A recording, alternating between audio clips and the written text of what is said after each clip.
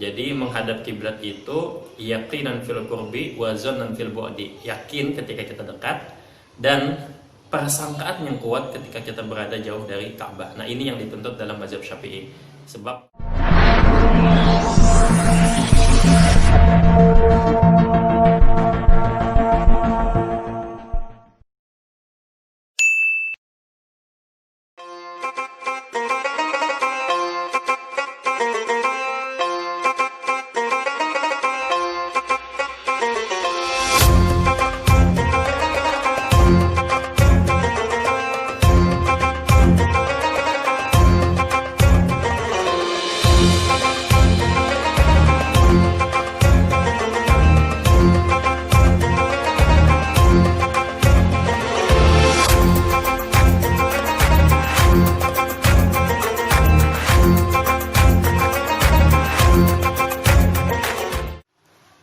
Assalamualaikum Tat. Waalaikumsalam warahmatullahi wabarakatuh. Ya, Ustadz Nur Hidayatullah. Ini saya tertarik untuk mendapatkan semacam pencerahan terkait dengan kalibrasi kiblat. Yang saya tahu kalibrasi kiblat itu kan dilakukan biasanya setahun sekali, ketika matahari tepat di atas Ka'bah. Tapi ternyata kemarin saya lihat Ustadz melakukan semacam pengukuran atau kalibrasi kiblat di luar waktu yang terjadwalkan di tahun ini. Nah, ini kan menarik. Nah, barangkali ini bisa dijelaskan Ustadz Nur, silakan. Assalamualaikum warahmatullahi wabarakatuh. Bismillah, alhamdulillah, wassalatu wassalamu ala rasulillah wa ala alihi wa sahbihi wa man tabi'ahuda, amma ba'du.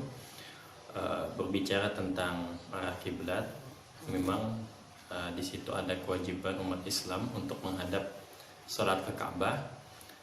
Akan tetapi di situ ada dua pendapat, ada dua poros ulama. Yang pertama menyatakan harus tepat menghadap ke arah bangunan tersebut. Ini seperti halnya pendapat Imam Syafi'i. Kemudian imam-imam yang lain ketika kita jauh dari Mekah, itu yang diwajibkan cukup arahnya saja. Nah, sehingga kalau cukup arahnya saja tanpa dikalibrasi arah kiblat pun itu sudah dikatakan cukup dalam hal agama. Nah, kemudian di Indonesia mayoritasnya kita bermazhab Syafi'i, sehingga ketika kita dituntut dalam mazhab Syafi'i untuk berijtihad mengarahkan kiblat ke arah bangunan tersebut, maka diupayakan di sana ada kalibrasi. Nah, di dalam yang kita ketahui biasanya momen qasdul kiblat atau membentukkan arah kiblat ketika matahari tepat berada di atas Ka'bah itu terjadi setiap 2 kali dalam setahun, di bulan Mei dan juga bulan Juli seperti itu. Akan tetapi ini sangat disayangkan kalau semisal bagi orang yang berada di daerah Indonesia Timur. Karena Indonesia Timur ketika matahari tepat di atas Ka'bah, barangkali di sebagian daerah di mereka itu sudah terjadi masuk malam, sehingga tidak melihat bayang-bayang dan tidak bisa menentukan arah kiblat pada hari tersebut, jadi pada tanggal tertentu. Nah, itu namanya qasdul kiblat global. Nah, kalau semisal bisa ditentukan arah kiblat dengan bayang-bayang matahari setiap hari, itu namanya qasdul kiblat harian. Jadi ada qasdul kiblat global dan itu waktunya di waktu yang sama, sedunia di waktu yang sama, tinggal dikonversi waktu daerah yang berbeda-beda. Semisal di Pulau Jawa jam 7, maka di Kalimantan jam 8. Kemudian di Indonesia Timur jam 9 seterusnya. Nah, ini waktunya itu sama, berbarengan ketika matahari itu tepat berada di atas Ka'bah. Akan tetapi ketika kita berbicara kalau semisal setahun 2 kali itu terasa sulit, maka bisa digunakan qasdul kiblat harian. Jadi setiap 1 hari itu ada jam yang menunjukkan bayang-bayang itu mengarah ke kiblat. Seperti halnya kemarin, itu pengukuran dilakukan pada jam 13.16. Jadi jam 1.16 menit di waktu Indonesia Barat, itu matahari itu tidak berada di atas Ka'bah. Akan tetapi matahari melintasi jalur yang melewati ke Ka'bah. Jadi antara kita di Semarang kemudian dengan di Makkah. Nah, ini ada jalur, kemudian matahari itu melintasi jalur ini. Nah, sehingga satu hari itu ada yang namanya Rosdul Kiblat harian. Bisa waktunya itu terjadi di pagi hari, bisa juga di waktu sore hari. Tergantung nanti posisi tempat kita berada dan posisi matahari. Nah, kita di Semarang itu min lintang 7. Kemudian posisi matahari sekarang berada semisal positif. Nah, maka itu artinya Rosdul Kiblat itu terjadi setelah zawal, setelah waktu zuhur. Akhirnya di tengah siang, melewati tengah siang. Kalau semisal lintang kita negatif dan deklinasi matahari itu posisinya berada di jauh di lintang selatan, maka jalur yang melintasi arah kiblat itu bayang-bayangnya nanti adalah ketika sebelum matahari berada di Khotul Istiwa, di titik kulminasi seperti itu. Ya, Ustadz Nur, terkait dengan penentuan kiblat harian, katakan kalibrasi kiblat harian kan tadi disebutkan waktu-waktu ya. Itu konstanta atau ada semacam rumusnya itu, hitungannya gitu? Kalau rumusnya baku akan tetapi jam-jamnya saja yang berbeda. Jadi kenapa jam-jamnya berbeda ya karena memang pergerakan matahari itu berubah-ubah, sehingga konsepnya itu kita mencari waktu yang tepat kira-kira matahari itu melintasi di jalur Ka'bah. Nah, itu tentu hari ini dan hari kemarin berbeda. Semisal hari ini jam 13.16, besok bisa jadi jam 13.19. Besoknya lagi bisa jadi jam 13.20. Nah, jadi kapan matahari itu melintasi di jalur yang menghubungkan antara titik di lokasi pengukuran kiblat dengan ke Ka'bah tersebut. Nah, seperti itu. Ya, ini sifatnya estimasi atau bisa akurat dan presisi kalau yang harian? Kalau harian itu bisa dikatakan akurat karena yang kita bidik koordinatnya itu adalah koordinat lintang dan bujur Makkah. Dan kemudian lokasi yang kita hitung adalah lokasi lintang dan bujur tempat kita berada. Jadi semisal kita mengukur di sini, titik lokasi kita berapa, kemudian Makkah berapa, kemudian kita arahkan, itu sudah dikatakan akurat. Akurasinya lumayan akurat ya. Bisa dikatakan ketika kita menghadap itu betul-betul sudah menghadap ke kota Mekah seperti itu. Walaupun mungkin secara ilmiahnya ada presisi yang berbeda, itu sangat kecil sekali ya, sangat kecil sekali. Kalau menurut perhitungan data yang satu dengan data yang lain itu berbeda, maka bisa jadi itu juga ada terjadi perbedaan di sananya. Ya, dan itu harus pakai alat ya tadi.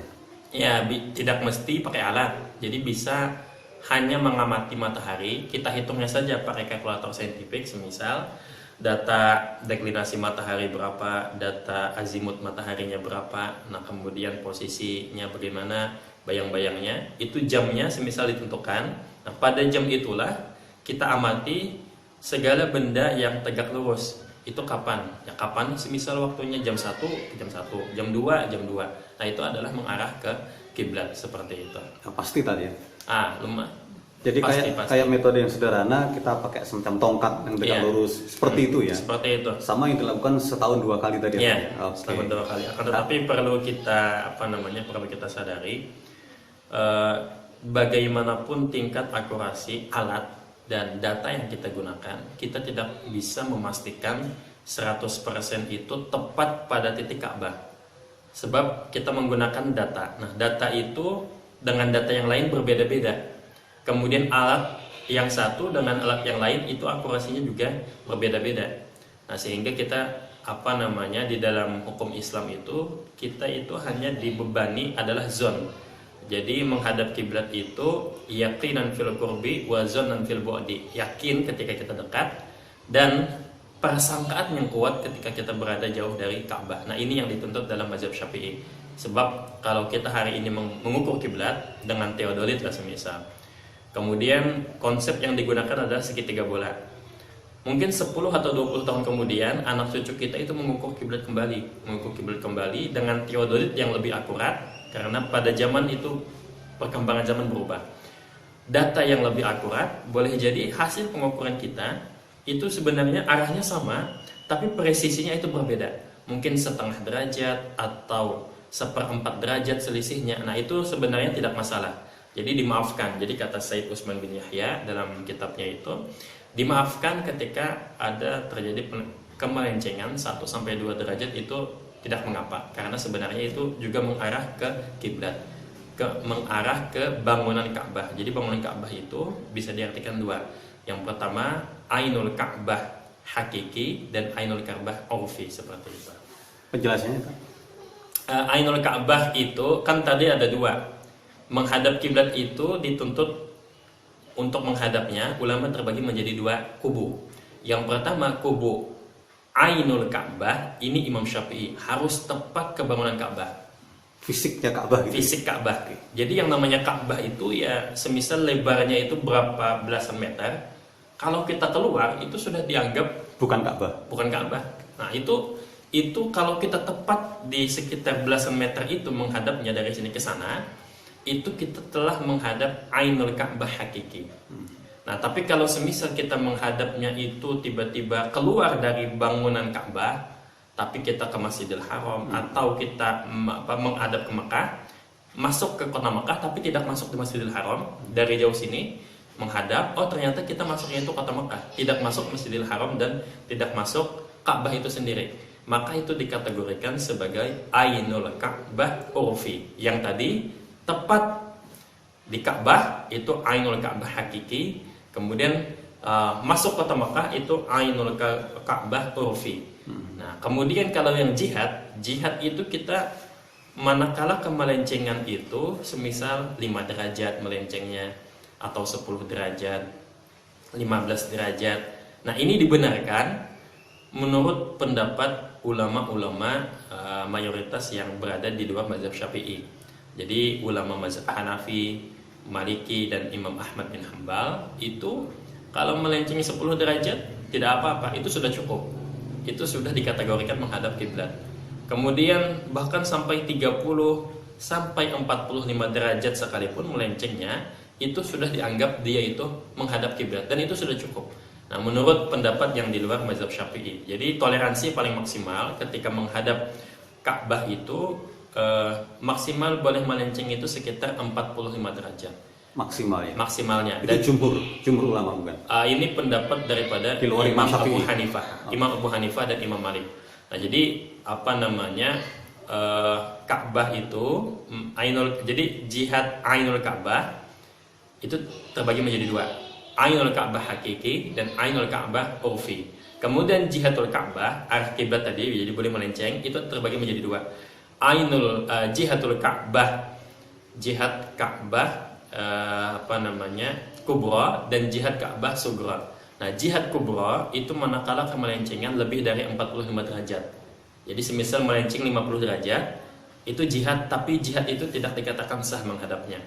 Tapi kalau 45 derajat ke bawah, 0 sampai 45 derajat itu dikatakan jihad sugra, dan itu dimaafkan ketika kita sholat dan kita semisal tidak bisa menghukumi seseorang itu, harus dia itu bisa setiap individu menghadap Ka'bah.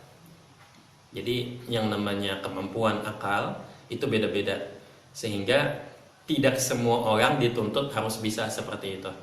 Jadi kalau semisal kita yang berada di hutan, ya kita di Indonesia cukuplah semisal menghadapkan ke arah barat.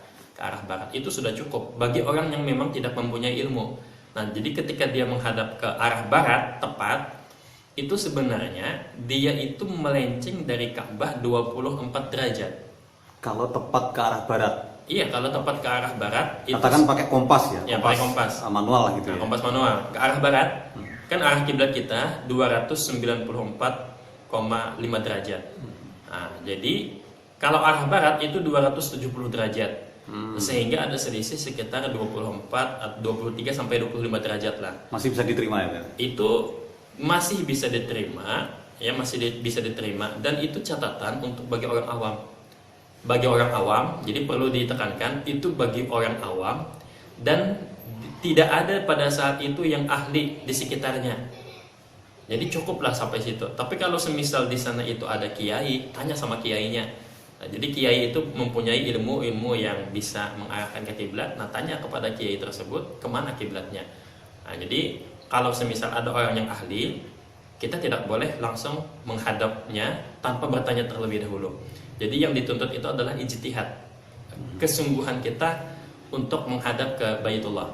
Jadi ada Imam Nawawi itu mengatakan, la tasihhu shalat bidun istiqbalil qiblah, wala yasihhu istiqbalul qiblah illa bil ijtihad, wala yasihhu al ijtihad illa bil adillah, wa min adillatiha asy-syams wal qamar wa ghairuha. Jadi tidak dikatakan sah salat kalau tidak menghadap kiblat, dan menghadap kiblat itu tidak dikatakan benar kalau tidak ada ijtihad. Dan di antara syarat-syarat bisa diterimanya ijtihad itu adalah ada dalil-dalil yang menunjukkan ke sana. Bisa dengan matahari, bulan, bintang, bahkan bisa dengan menentukan kiblat itu dengan hembusan angin. Nah, itu bisa seperti itu. Jadi ini yang bisa disampaikan. Terima kasih Matur Nuwun udah nonton. Jangan lupa di subscribe ya. Sampai jumpa.